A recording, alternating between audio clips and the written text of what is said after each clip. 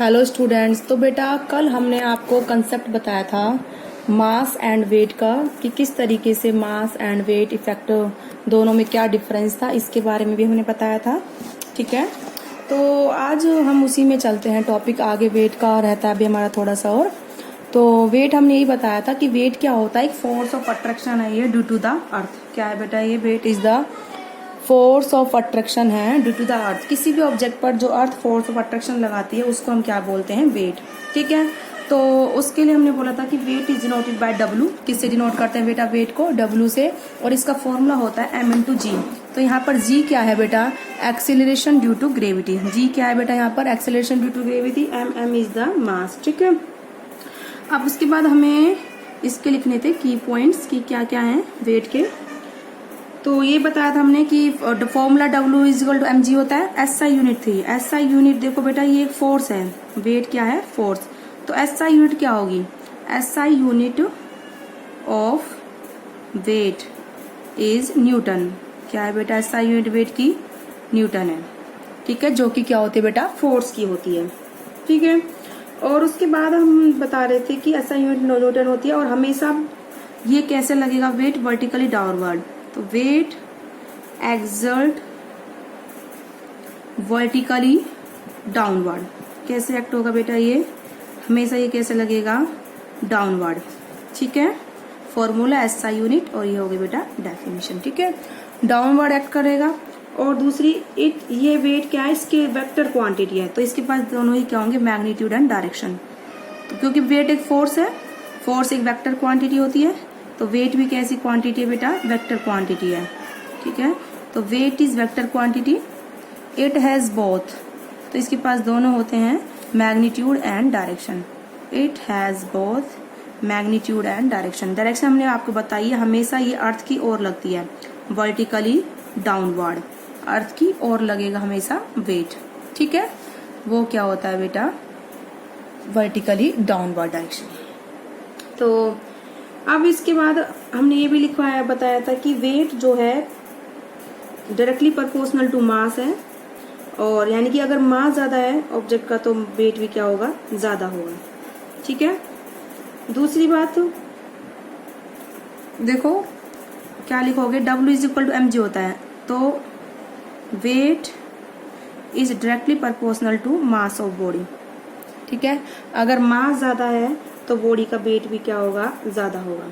ठीक है, या आप लिख सकते हो इसको वर्ड्स में और ऐसे लिख लीजिए इसको, weight is directly proportional to mass of body.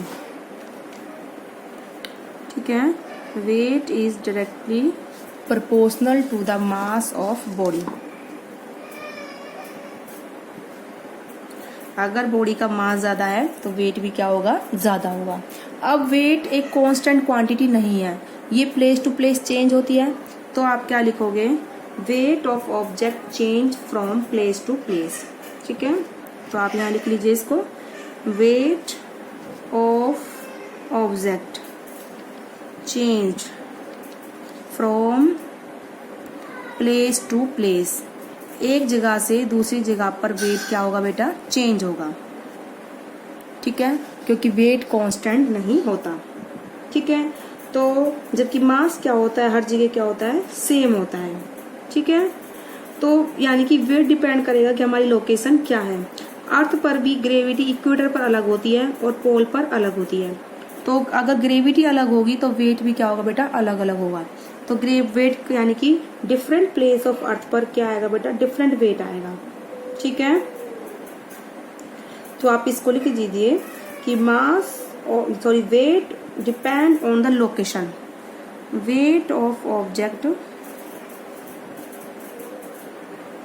Depend on location, की लोकेशन ऑफ ऑब्जेक्ट। ठीक है, कि हमारी ऑब्जेक्ट कहाँ पर है उसकी लोकेशन पर डिपेंड करेगा वेट। क्योंकि अगर लोकेशन अलग हुई तो ग्रेविटी अलग होगी, ग्रेविटी अलग होगी तो वेट भी बेटा क्या आएगा? अलग अलग आएगा।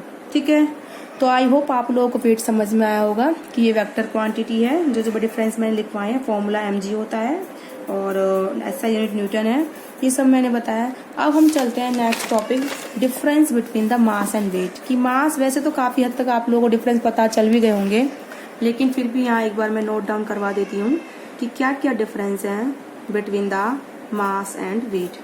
तो हमारा नेक्स्ट टॉपिक है difference between the mass and weight. Okay, तो आप करोगे start difference between mass and weight. तो यहाँ पर आप बनाओगे मास का कॉलम और यहाँ पर आप बनाओगे बेटा वेट का कॉलम। ठीक है, मास कैसी क्वांटिटी है बेटा? पहली बात तो scalar, mass is scalar quantity. और वेट कैसी क्वांटिटी है बेटा? Vector quantity. Weight is vector quantity.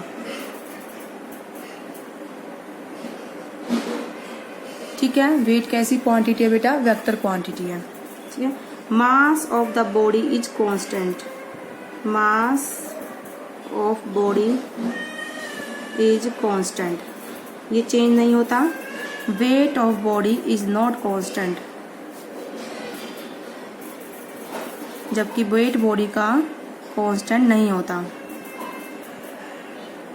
ठीक है, तीसरी बात, it does not change from place to place.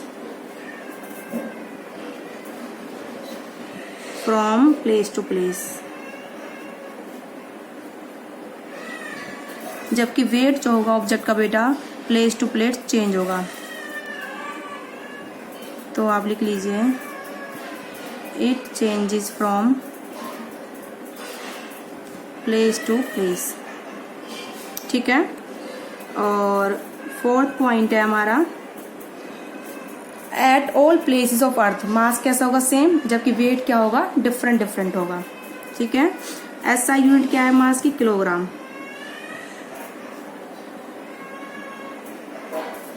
Kilogram, जबकि वेट की बेटा एसआई यूनिट क्या है? Newton. SI unit of weight is newton. ठीक है, नंबर 5th पॉइंट है, mass is quantity of matter. Mass is the quantity of matter, जबकि weight क्या है बेटा? Force of attraction due to earth. Weight is the force of attraction on body due to earth. क्या है बेटा? ये force of attraction है। ठीक है, तो और अगला पॉइंट है, mass is same at every place of earth. हर एक प्लेस पे, अर्थ के पे मास क्या होगा? सेम होगा, जबकि weight depend on location of object. Weight किस पर डिपेंड करेगा बेटा? लोकेशन ऑफ ऑब्जेक्ट पर। ठीक है, तो आई होप आप लोगों को समझ में आया होगा difference between the mass and weight. Mass scalar quantity, weight vector quantity. Mass of body is constant, weight of the body is not constant quantity. Mass of the body does not change from place to place, जबकि weight change होगा place to place. SI unit kilogram, इसके SI unit क्या है? Newton. Mass is the quantity of matter, जबकि weight क्या है? Force of attraction. Mass हर एक प्लेस ऑफ अर्थ पे सेम होगा, जबकि वेट क्या होगा? अलग अलग होगा, क्योंकि इक्वेटर पर ग्रेविटी अलग होती है तो वेट भी अलग होगा, और पोल पर ग्रेविटी अलग होती है तो वेट भी अलग होगा, जबकि मास क्या होगा? सेम होगा। तो आई होप आप लोगों को समझ में आया होगा।